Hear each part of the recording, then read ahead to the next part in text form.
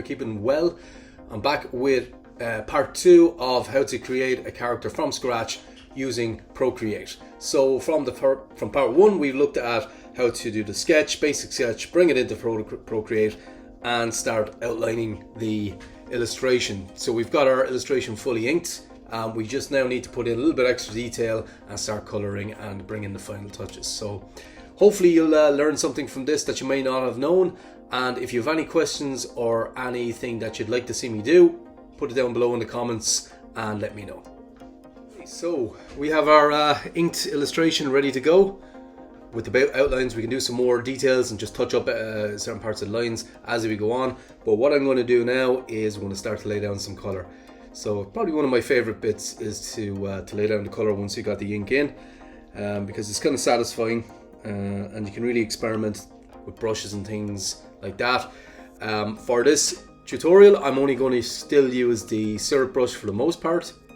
Maybe you use one or two other brushes as we go on, but for the most part it's going to be syrup brush. So without further ado, select the syrup brush. It was already selected, and we'll look at our layers. So at the moment we're on the ink layer. We're going to create a brand new layer just below that. So we press the plus button here, and with our finger then just drag down that layer underneath the ink layer. And we're going to call that layer we're going to call that color. Okay, simple, color.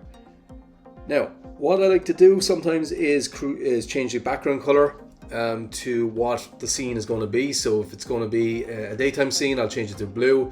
If it's going to be in the night, or is it going to be in a certain time of the day, I'll just change the color to get the mood going as I go through the coloring process, because then you can go, okay, the tones need to be a bit lower, or they need to be a bit higher for the daytime, etc. So this guy here, because he's a flamethrower guy, he's going to be in kind of a hell environment, I think, or just it's going to be flames and stuff all over the place. So let's put a kind of a orange tone background for him, and as you can see, as you bring it in, then you see the background change. So I'm just going to go around there.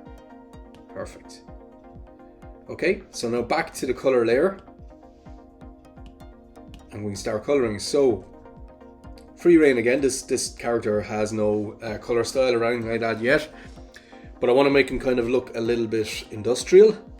So I think a hazmat suit comes in kind of yellow, is what always pops to mind for me. A real bright yellow. So I think we'll give this guy a yellow hazmat suit. So we'll pick nice bright yellow and start filling in as we go. So normally when I'm laying down the colors, I only focus on the character, and then the background colors I'll put that on a separate layer. So what I'm doing now is I'm not being any way precious. I'm just kind of filling in as best as possible the areas that I feel will need to be the yellow. I think the yellow boots as well, we might change the boot colors. I'm not too sure with the glove colors, but we'll just get the yellow in as much as we can first and foremost. Bring the brush size down and we'll zoom in a bit. Okay, so just getting in the large concentration of the yellow, like that. Gloves, I think I might keep them all yellow actually, the whole thing, even though they are separate boots and gloves. But look, we'll just leave it yellow for the moment anyway and see what it looks like.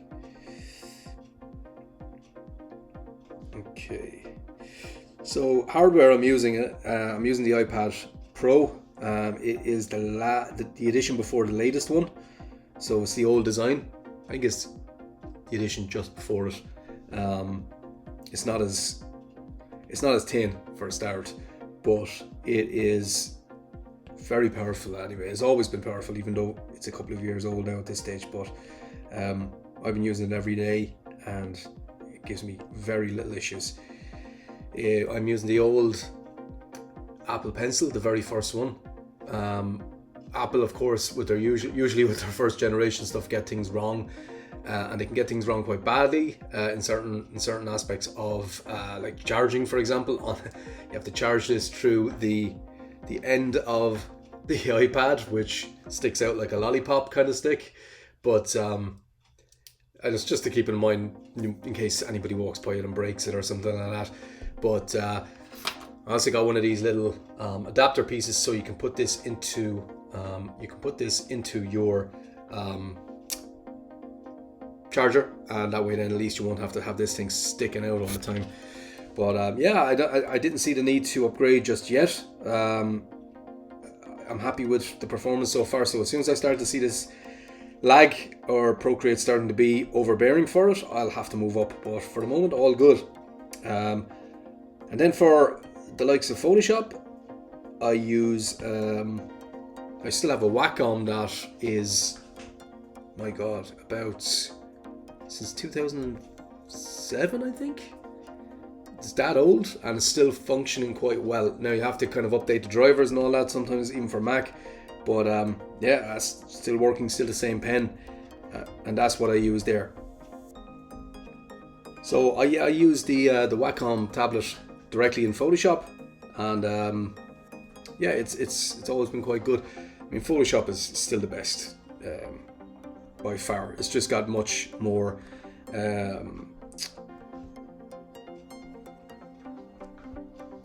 okay, so now I'm just moving up to the last little bits, just filling in as best as possible. You might not be 100% neat here. Depends on how loose your style is as well. Again, try and keep your style as much as possible. And style is such a loose word as well. You know, it's very hard to find a style or just land on one straight off the bat. I mean, it takes quite a while, and I think I found a style eventually. People have told me, oh, that looks like your style, or that is your style, when they see something or they see my work and they knew it was my work, which is interesting because you kind of see it from the outside in then. But you know, see what works for yourself. Just be yourself as much as possible. That would be a very important tip with illustration in general. You can try to be other people, but you know what, you just won't. So okay, so I've got the main yellow base in there now. I'm going to start putting in, actually I'm going to fill in the shoulder pad here as well. I just missed this guy. There we go. Okay, great. Now I'm going to do the visor. So the visor is probably going to reflect what's in the foreground. So I'm going to just do this a kind of a neutral grey for the moment, and that will change, I'm sure, as we get to the more textured stage. So again, just layering down the colour. See, syrup is very, I love about syrup, it's just so flat with no textures when you just want to be precise as well. You know, you just want solid colours. And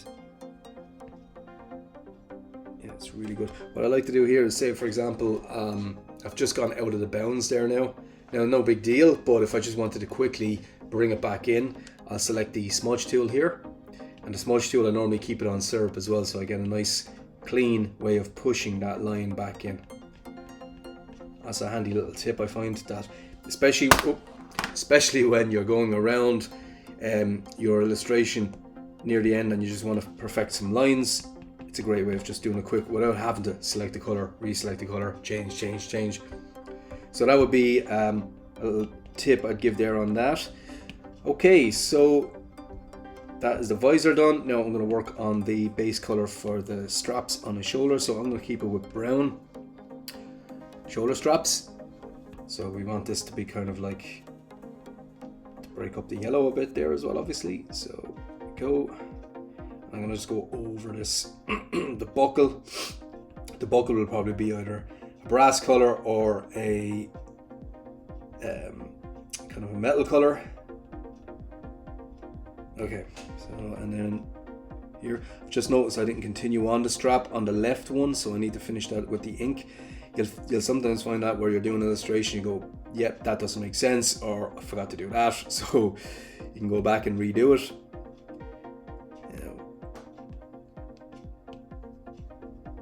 Okay. So that is the strap. I'm going to fix that strap that I missed. Go back to my ink layer.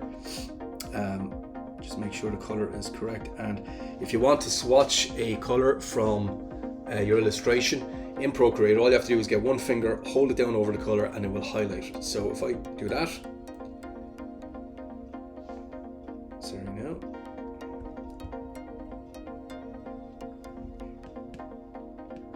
So if I do that, it pops up like this, and I can select the black, or if I move it around, I can just select other colors like that. It's really good. Oops.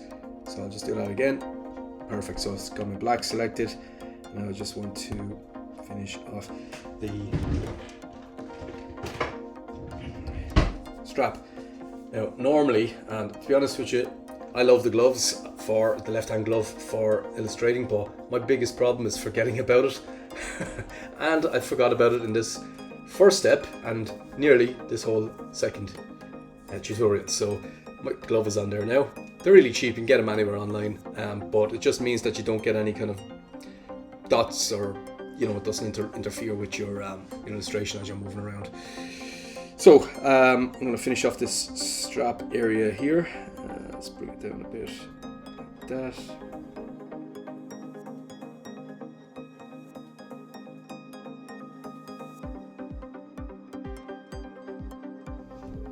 Okay, so now that we've got our illustration fully colored, we'll look at adding in the background. So with the background, all I do is I change the background color obviously to the main dominant color I want, which is that kind of orange, and then create a new layer by hitting the plus, call it background color, and then what I do is just start coloring, really, I suppose.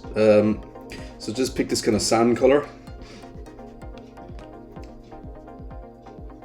and the great thing about it is because your character's color on the top is on the top layer, so you can just go to town, don't have to worry about filling in anything on the above layer, like so. Okay.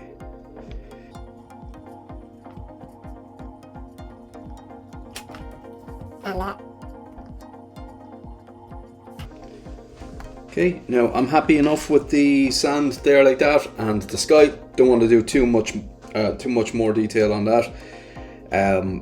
So what I'm going to do is bring in another texture. So what I like to do sometimes is bring in images or photographs that will just add a kind of dramatic scene or dramatic mood to the whole piece. So I'll just help with textures as well.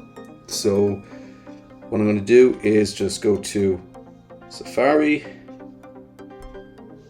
and type in maybe something like fire texture.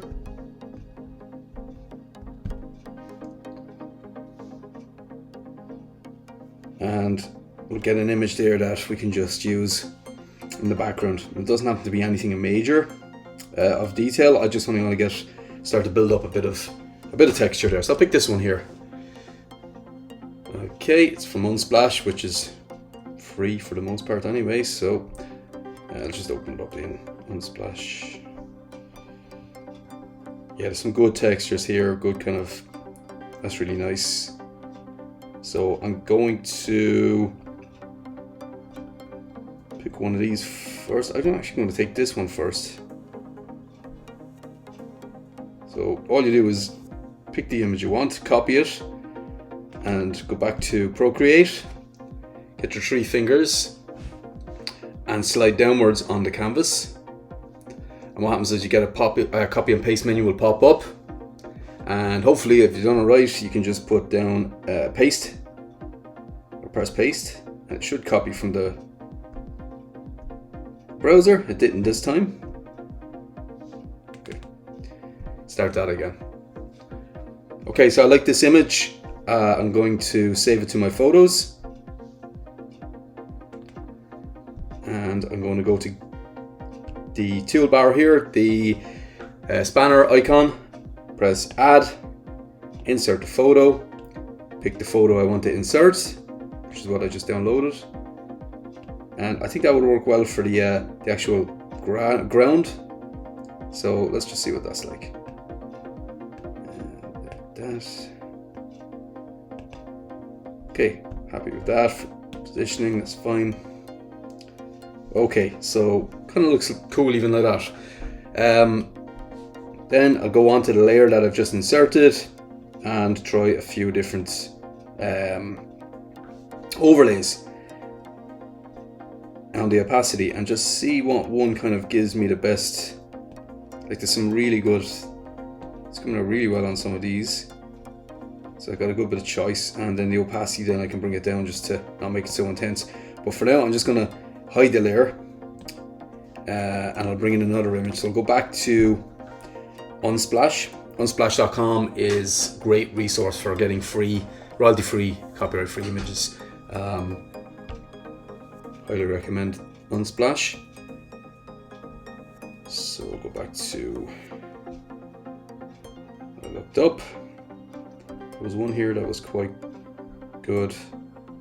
This one here, thought that was quite good. So I'm going to save that again to Photos, add to Photos, back to Procreate, hit the spanner icon, insert, actually the one insert file, insert a photo, and there it is. So that spark kind of effect there looks good.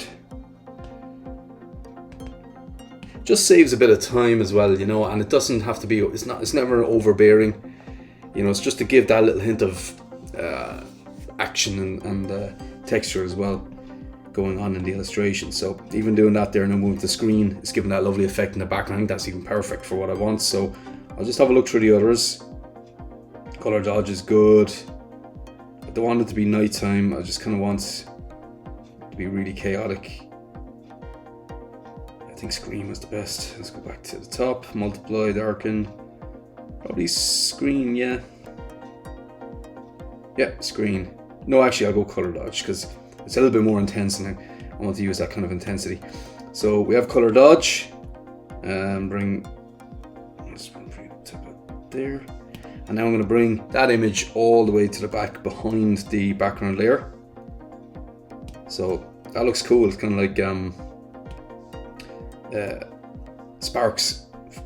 Now it actually makes more sense to be in front of them as well. So I'm just going to do that. I'm going to insert it above the main illustration, main color section, and not above the ink layer. I don't think. Let me see, above the ink layer. Not necessarily. It's going to leave it just above the color layer. Now I'm going to mask it. So to mask, you press on it and go over to mask on the left hand side.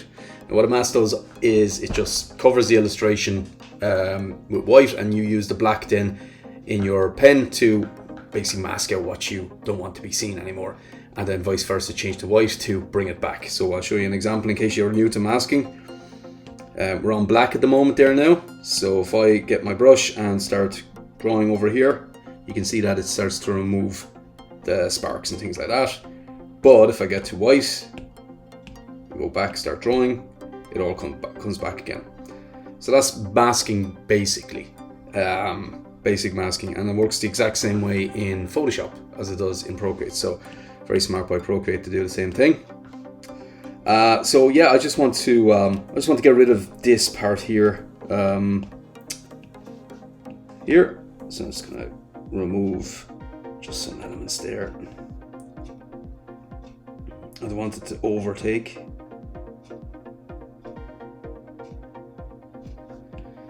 I'm going to change the brush to where is it? Do spray paints. Just so I want something a little bit more of a fuzzy edge on it. That's it, really. That's all I wanted to get rid of. A little bit like that. Yeah, not much. Okay, so that is that layer with layer mask on it. If I want, I can click on it and click on the image and duplicate it by swiping to the left, and it just makes it a little bit more intense as well. So when you start using opacity layers and you duplicate them, let's just say you have a screen. If you duplicate again, you double the strength of that screen on top of what you have. So it's nice to just double up sometimes on layers like that to see the results. But I'm just gonna leave it at the one layer at the moment. That's fine. Okay, next I'm gonna actually bring in a new image, last image I think, and it's one I already have in my libraries should have it. No, I'll go and actually get another one. Go back to Unsplash and put in red clouds. Okay, so red clouds. So I kind of want something like this, but this guy here, I think I've kind of selected there. Actually, this guy, I like that. It's kind of gloomy. It'll really help with the tone I want to get across. So I've added that to photos again. And back in, spanner tool, insert photo. So, and we can bring this up to the full A4 size that we kind of got going on there. That's a great image. So bring that to the back. Actually, we'll bring this to the front. This might really work well when we start playing with the opacities and things like that. So I'm going to go start off with multiply, darken. That's cool.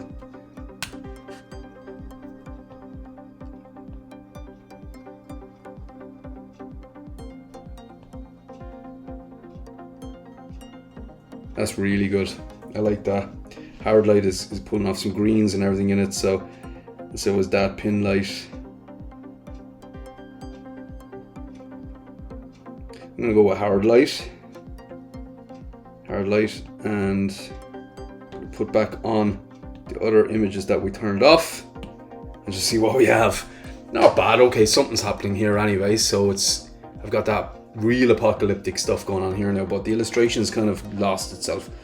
The only problem is when I bring the illustration to the top now, underneath the ink layer, it just pops too much, and he might look a little bit kind of lost amongst, or so there's too much light on him basically, I think, in this whole scene. But that's fine. Look, we'll remedy that there now. I'm going to go back to the inserted image there and just lighten that guy up a little bit here. This guy here, I think the base could be removed, so I'm going to mask that. And again, I'm going to just bring it up a bit like this, so you can really see what we're working with. Okay, not bad. It's a little bit too photograph. Still look too much like a photograph. So just need to make it less. So we're probably losing too much of it there now. Sorry, I'm going to change the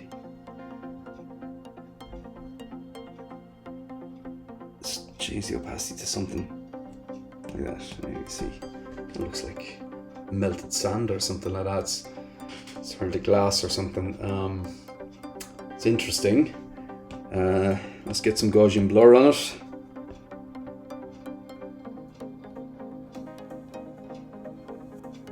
Okay, do you know what, that is actually, I'm happy enough with that, because it looks fairly apocalyptic, and the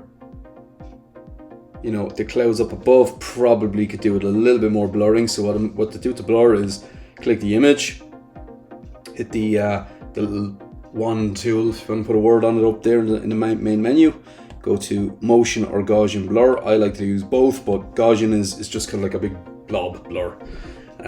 So what you do is you can use either the pencil or you can use the slider. So the slider would be left to right and the whole thing would blur like that. Okay? Or if you click this guy here, little down arrow, you can pick pencil, and that'll allow you to do real fine detail blurring. But I just want to do it in one big swoop, and I've just noticed that it actually turned out quite well when it goes like that. That's quite good. But I'm gonna just keep it about there. Perfect. Right. Okay. So the background is in. We could easily change this as we go on, but we're motoring. So there's a little bit of in my texture here. There's a little bit too much detail. that's kind of coming through. So I'm just going to get the smudge tool and just give it a bit of a rub. The smudge tool there is very handy for just getting rid of textures that you might necessarily want. Now, next we are going to look at shadows. So we're getting into the bigger details here now. So let's click on the plus button and rename this shadows. Okay. So I normally start with black, straight up black. Go to inking, pick my syrup. Again, I like to do the shadows in syrup, and start working away on the shadows. Thanks very much for watching part 2. Keep an eye out in the next coming days for part 3, where we'll look at detailing the final parts of the ink, adding in shadows, adding in highlights, and adding in the finishing touches. If you like the content, please subscribe and like, and if you have any comments, please put them below. Thanks a million.